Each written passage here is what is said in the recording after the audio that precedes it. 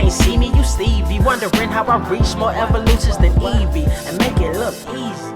What is up, Earth's mightiest subscribers? It's Blerd without fear. Welcome back to the channel. Today's video, I'm going to be talking about Icon versus Hardware number 3 by Reggie Hudlin, Leon Chills, Dennis Cowan, Daryl Banks, and Yasmin Flores Montañez. So when last we left off with Icon versus Hardware number 2, that one was where we saw that Curtis Metcalf, aka Hardware, had decided that he was going to take Icon's advice, and he was going to use the technology he had stolen from the government that was technically procured from Icon's ship from when he initially crash landed on Earth back in 1843. He decided that, yeah, he's gonna go back, undo everything that he did that had messed up the timeline, but he did also go back in time to try to undo slavery. To take the earliest instances of the slavery of Africans, he decided to go back and completely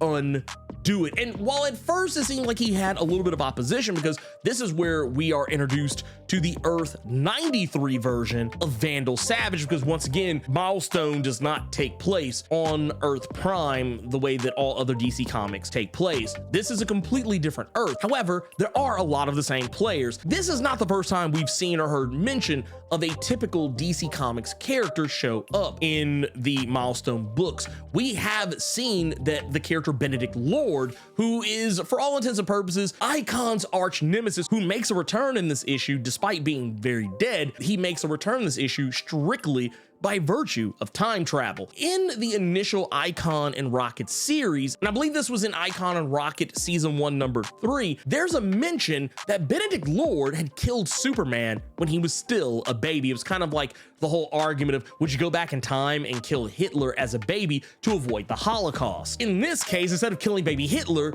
Benedict Lord, since he had knowledge of who this child would become, he killed Superman in his crib, killing the child of today so that way they wouldn't become the man of tomorrow. This is actually something that I thought was pretty intelligently done that I didn't think about initially when we were looking at that issue of Icon and Rocket, because we weren't really messing with time travel at that point. We were messing with alternate reality, so I wasn't really thinking the same thing. So I guess, as I always say, that time always wants to happen.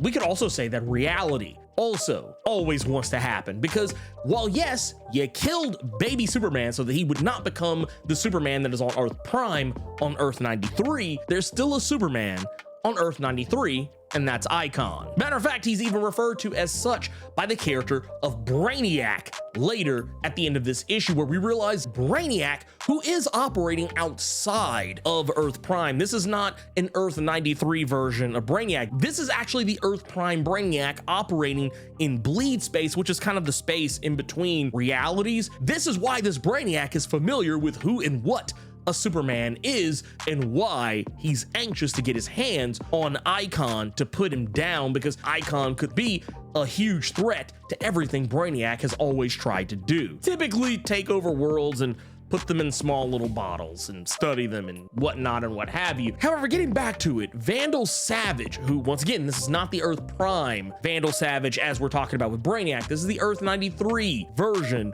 of Vandal Savage, and this Vandal Savage is the one who is at the heart of this slave ring. And while Hardware is unable to kill him, he is able to go back in time, and also does manage to take his tech with him. He is able to immobilize this version of Vandal Savage, as well as shut down the entire slave ring. And this is something I talked about, I think, in the previous issue, where I talked about, well, if he stops slavery, is that gonna fix everything? And as I said before, no, it's not. Like I said before, time always wants to happen. While yes, Hardware did create a borderline utopia, it's not really a utopia, but he creates what is the United Continents of Africa. Because he changed history so that Africa has never been enslaved, another thing that has happened is that he united all of Africa's nations under one banner, and for all intents and purposes turned them into conquerors. Now, before a lot of people get upset, this is not too terribly dissimilar from a lot of the arguments I heard people make about what Killmonger was going to do and should do in the Black Panther film, because pretty much exactly what he's going to do. All the same people that are upset about this change. I've seen a lot of those same people perfectly fine with what Killmonger was going to do in the Black Panther movie. He was going to commit mass genocide and pretty much wipe out anyone who wasn't black and conquer whoever those were who surrendered. That was his whole plan. So I've seen people take it completely different ways before, but that's always the argument people make whenever something like this happens. It's like, I remember people getting mad about the Black Panther series when they did the Intergalactic Empire of Wakanda. People got upset that Wakandans from the past went into the future, created the Intergalactic Empire of Wakanda, and became conquerors. People were legitimately upset about that. But the funny thing is, those were also the same people who were excited about the idea of Killmonger taking over Wakanda in the movies and using that as an opportunity to take over the entire world and become exactly that, a conqueror. So I always say keep that same energy. But the idea here is that regardless of whoever was in charge, whether it was white people or whether it was black people, the idea here is that the same things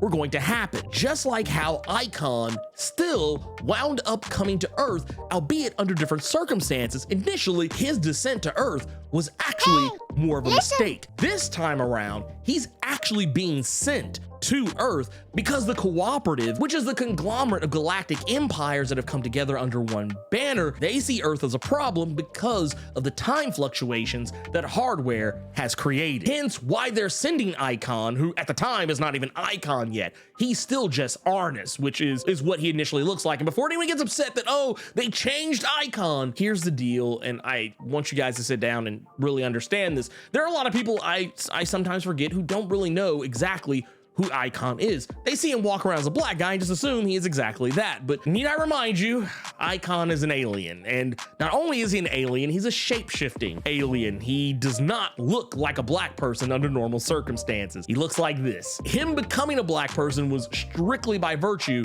of him taking on the guise of the people that were around him when he initially crash landed on Earth. And that's also why once he lands on Earth in this issue, why he doesn't look like how we would typically associate with Icon, because he hasn't had a need yet to make that change. But what I like about this is that it took hardware going through all of this to realize Icon was undeniably correct in his assessment that no matter what hardware does, no matter what he does to change the world, to change time, it's still gonna go down about roughly the way that it was always supposed to go. That there has not been a Holocaust yet doesn't mean that he averted it. It just means it's gonna happen under different circumstances. Just like how he thought that he would have averted crises like World War I and II, those things still ultimately happened. They just weren't World War I and II. And while he extinguished slavery of Africans, slavery still existed. Only instead of it being Africans that were enslaved, white people were enslaved. The idea here is that no matter what you do, the thing that you're trying to avoid is still going to happen. It just may happen under different circumstances, which is what I've been saying this entire time. I feel like Curtis Metcalf has learned something, but at what cost? He's claimed to have put everything back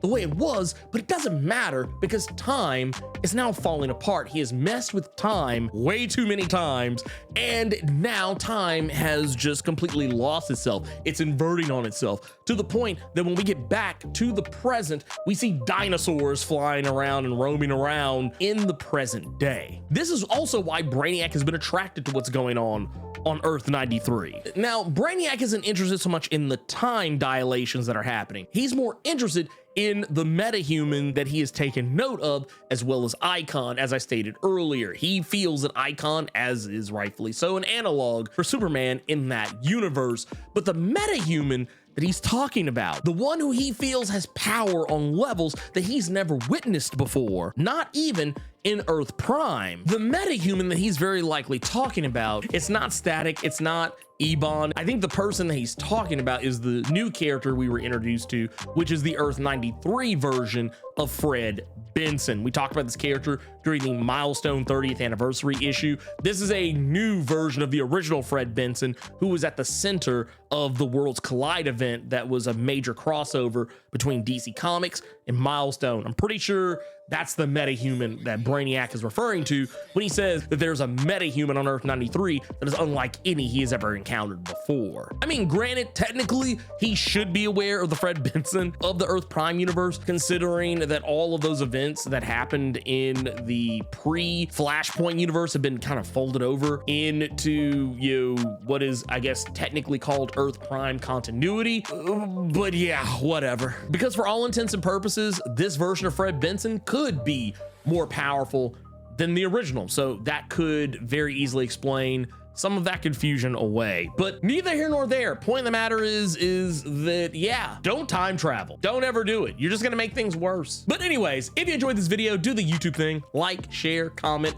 subscribe, and make sure to tap that notification bell so you don't miss out on any of the videos I put out. And until next time, let me know what you thought about Icon versus Hardware number 3. Keep it plus ultra and sound off in the comments.